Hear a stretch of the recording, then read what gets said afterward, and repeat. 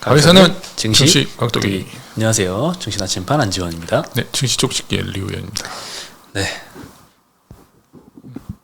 왜요? 뭐 오늘은 나쁘지 않습니다.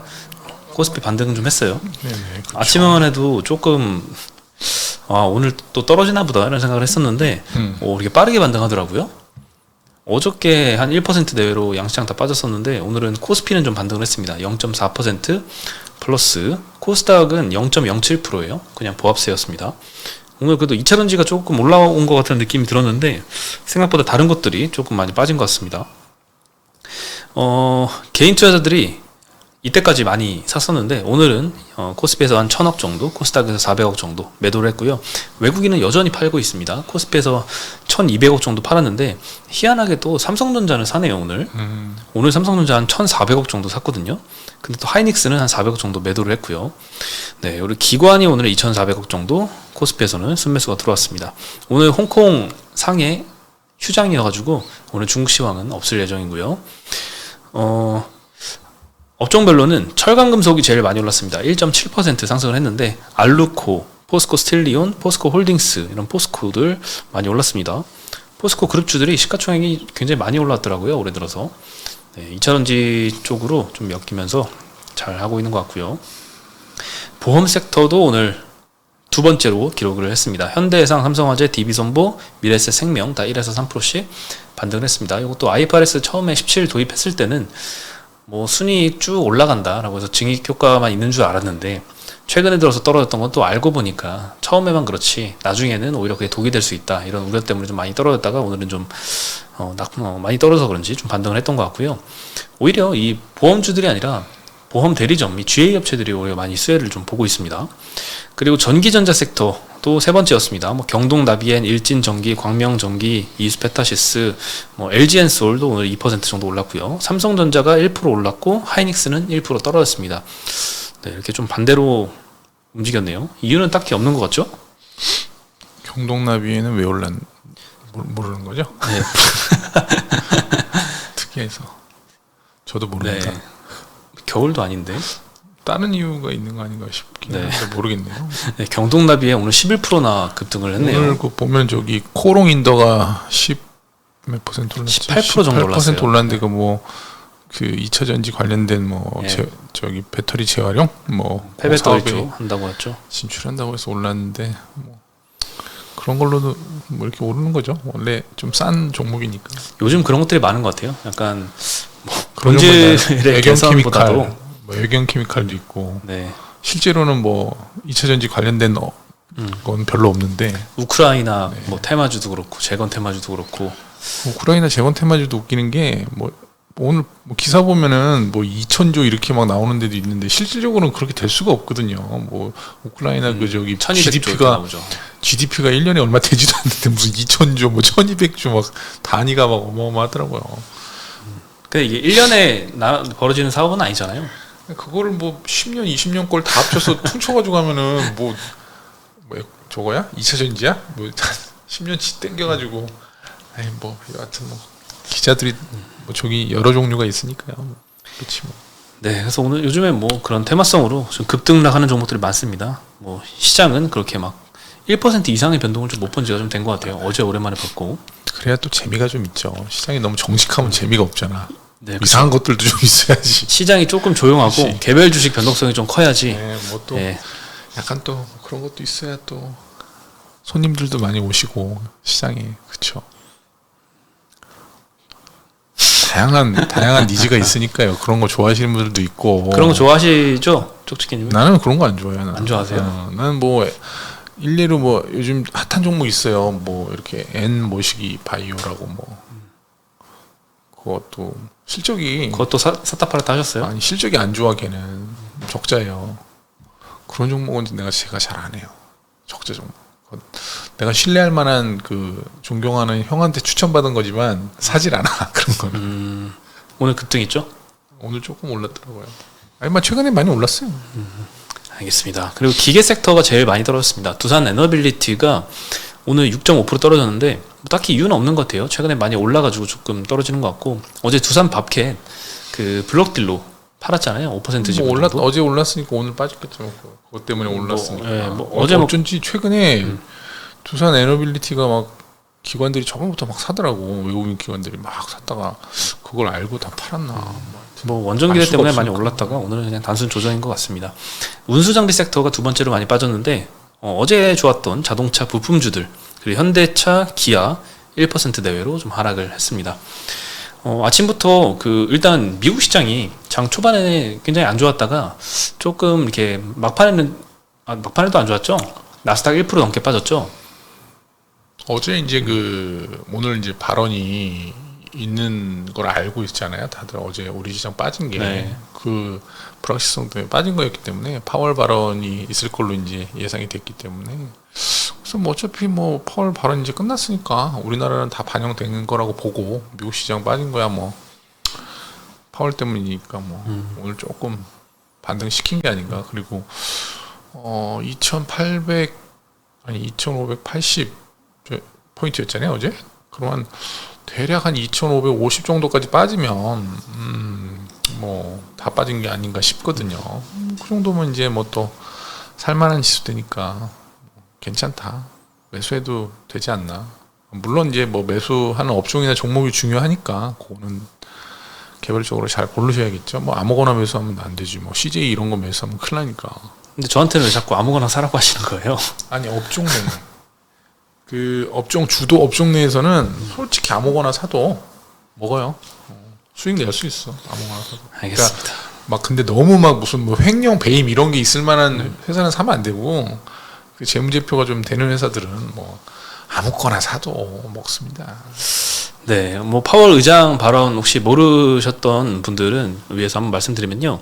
일단 의회 반기 보고에서 파월 의장이 연내 2번 금리 인상은 꽤 적절한 추측이 될 수 있다. 라고 언급을 했습니다. 6월 FOMC 때 이미 점도표상으로 2번 인상하는 걸로 이제 반영이 되었기 때문에 그것과 거의 맥을 같이 하는 발언으로 확인이 됐고요. 라파엘 버스틱 아틀랜타 연준 총재는 연말까지 금리 동결을 예상하지만 내년 상당 기간까지 금리 인하가 없을 것이다. 라고 언급을 하고 있습니다. 지금 시장에서 보는 것보다는 조금 금리 인하가 늦춰질 수 있다라고 보는 것 같고요. 근데 뭐 시장 금리는 반응을 안 했습니다. 뭐 여전히 6월 FOMC에서 크게 달라진 스탠스가 보이지도 않았고 그때 했던 발언도 어차피 믿지도 않았고 미국채 10년물 전일과 비슷한 수준이었고요. 2년물만 한 3bp 정도 아침에 기준으로 좀 올랐네요. 달러 인덱스는 오히려 하락을 했고요. 그래서 시장 떨어진 건 오히려 좀 단기 급등했던 뭐 필라델피아 반도체 지수가 어제 한 3% 가까이 좀 하락을 했습니다. 나스닥도 한 1.2% 하락했는데 테슬라 같은 경우에는 이제 바클레이즈에서 투자 의견을 하향한 게 조금 영향을 미쳐서 오늘 테슬라가 한 5.5% 정도 떨어졌던 것 같고요. 뭐 의견 보니까 뭐 PER이 80배다. 그리고 슈퍼차저 여러 지금 뭐 리비안, GM, 포드 다 하겠다고 하는데 이런 것도 좀 과도한 기대다. 그리고 가격 인하했던 영향이 실적에 이제 반영이 될 텐데 그것 대비해서 컨센서스가 아직은 좀 높다 이런 뭐 의견 때문에 테슬라의 투자 의견은 좀 하향을 시켰던 것 같습니다. 그리고 뭐 다른 반도체 뭐 엔비디아나 AMD가 오늘 6% 가까이 좀 하락을 했고요. 엔비디아가 한 2% 가까이 하락을 했는데 많이 오른 거에 대한 좀 조정인 것 같고 그에 따라서 오늘 한국 시장에서도 반도체 소부장 쪽으로 조금 약했습니다. 하이닉스까지 포함해서요. 네, 그리고 오늘 장중에 또 급등했던 종목들은 의료 AI 관련주들.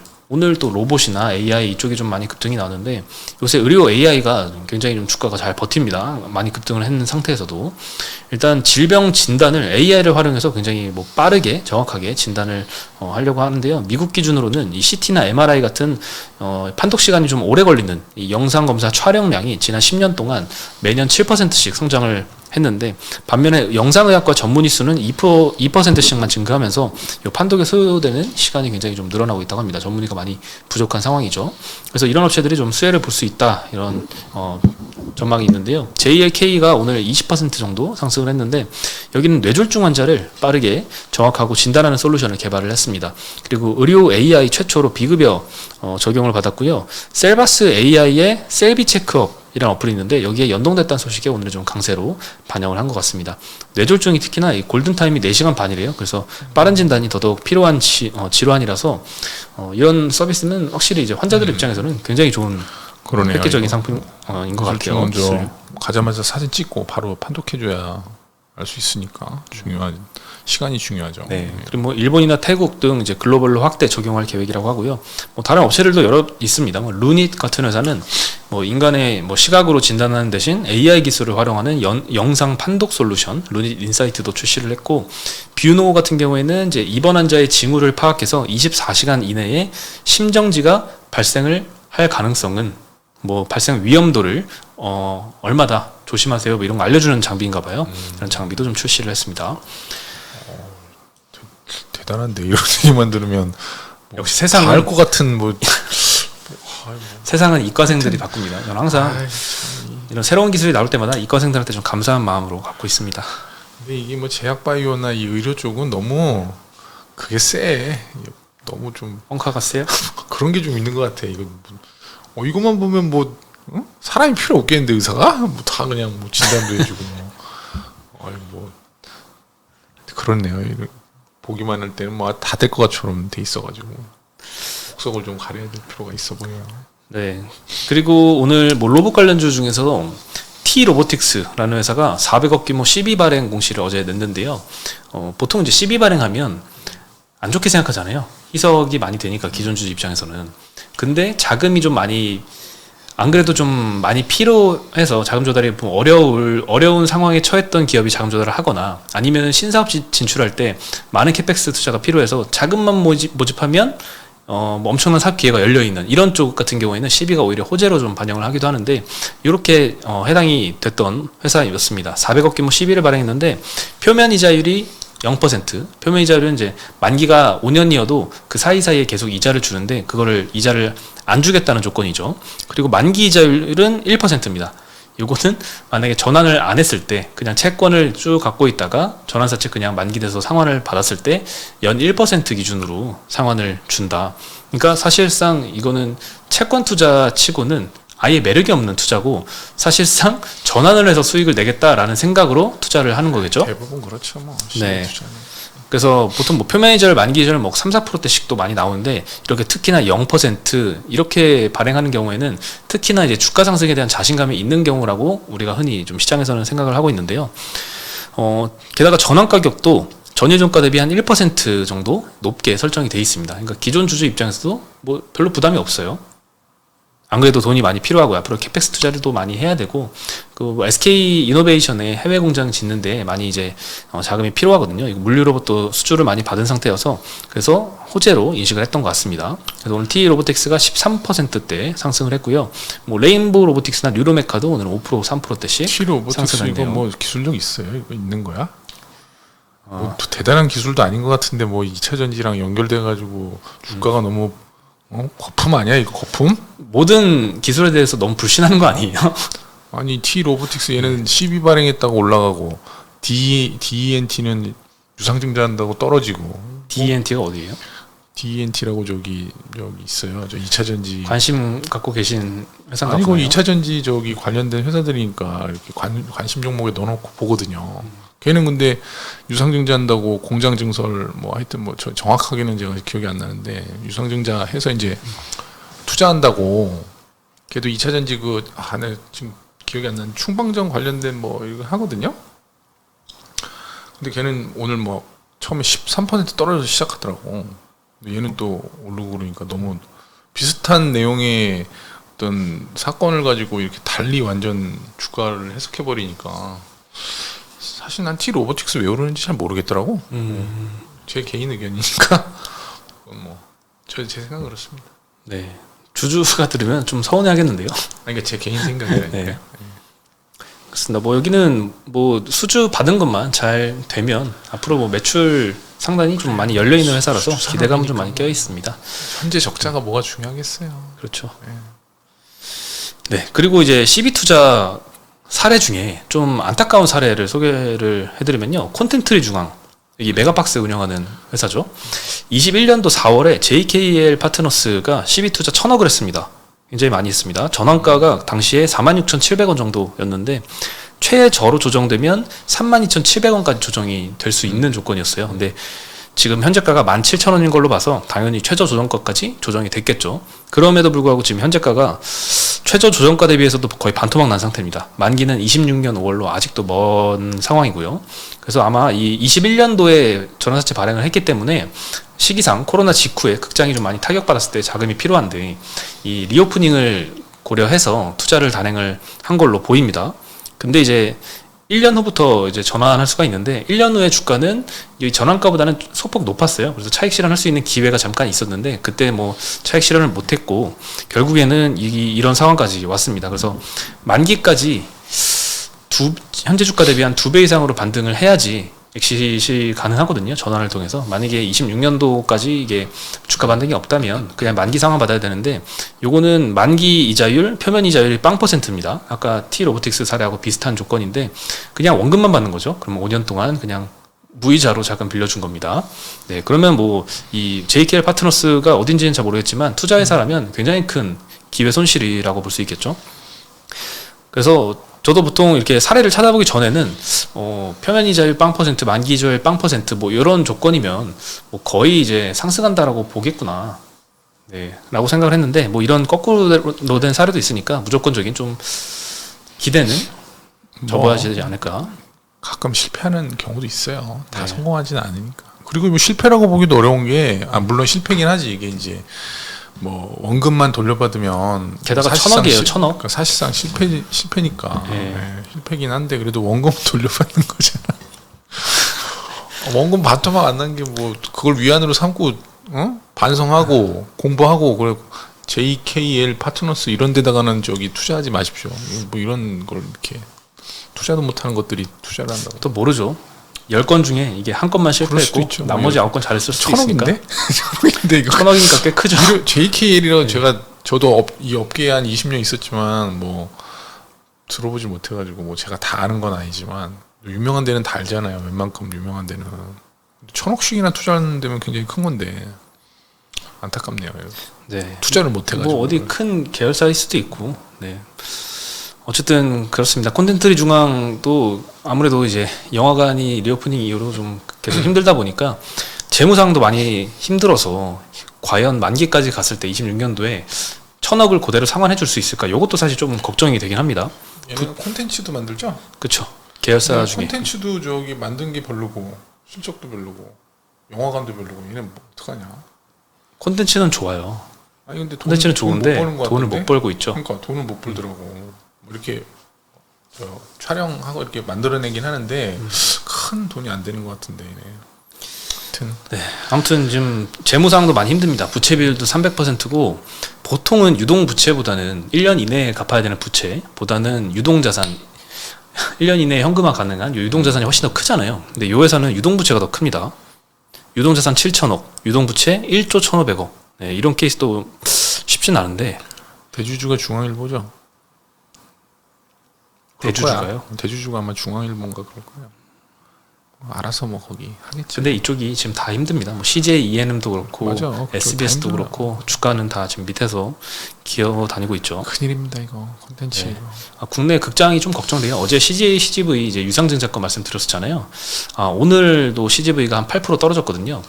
어저께 사실 1차 유상증자 5,700억 규모로 했을 때 기존 시총 7천억 대비해서 이 희석되는 거 계산을 해보면 한 28%, 29% 정도 주가가 떨어져야 되는데 어제 21%만 떨어졌어요. 그래서 딱 그냥 오늘 8% 추가로 떨어져서 그냥 1차 유상증자의 희석 정도만 반영을 한 것 같고, 어제 한번 계산을 해보니까 이 4천억 규모로, 4,500억 규모로 이 CJ가 100% 자회사로 갖고 있는 CJ 올리브 네트웍스 이것도 좀 상당히 고평가된 게 아닌가 하는 생각이 들어요. 저는 언급을 안 하려고요. 저도 그러면 언급 안 하겠습니다. 괜히 언급했다가 네. 보니까는 좀 하여튼 그렇습니다. 알겠습니다. 넘어가시죠. 이거. 알겠습니다. 그리고 이제 곡물 가격이 많이 급등을 했습니다. 그래서 사료주들이 조금 상승한 업체도 좀 보이던데요. 미국 곡물 생산 지역에서 폭염과 건조한 날씨가 좀 계속되고 있다고 합니다. 그래서 뭐 생산이 잘 안 되나 봐요. 곡물 가격이 좀 급등을 하고 있는데 옥수수 선물 가격이 작년 11월 이후 최고치고 대두 올해 3월 8일 이후로 최고치고 소맥 가격도 최근에 계속 떨어졌던 거는 많이 말씀을 드렸었는데 작년 대비해서 한 반토막 나서 600불이 깨졌기도 했거든요. 근데 최근 들어서 한 달 동안 빠르게 20% 정도 반등을 했습니다. 그래서 현재 720불대 근처에서 왔다 갔다 하고 있습니다. 그래서 오늘 뭐 비료주, 뭐 사료주들 이렇게 강세를 보였고요. 태경 BK는 뭐 상한가를 갔네요. 팜스코는 5%, 팜스토리 6%대 상승을 했습니다. 네, 마지막으로 이제 코오롱인더 오늘 18%대 상승을 했습니다. IBK 투자증권에서 배터리 사업 다각화가 기대가 된다 이런 리포트를 좀 냈고요.